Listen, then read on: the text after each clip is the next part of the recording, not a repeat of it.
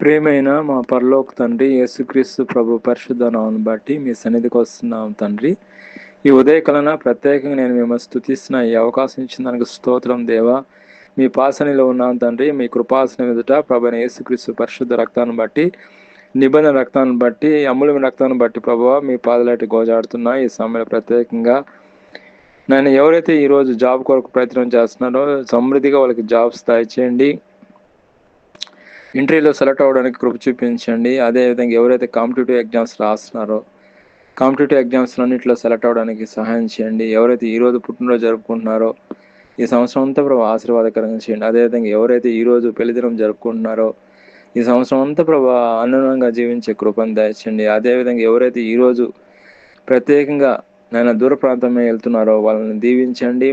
మీ కృప చూపించండి. ప్రయాణం అంతా కనికరం చూపించండి. అదేవిధంగా ఈ ఉదయకాలన ప్రత్యేకంగా నేను మేము స్తుతిస్తున్నా. ఈ సమయంలో మా ప్రార్థన మీ సన్నిధి చేర్చుకోమని ప్రభువైన యేసుక్రీస్తు నామములో ప్రార్థన చేస్తున్నాం తండ్రి. ఆమేన్.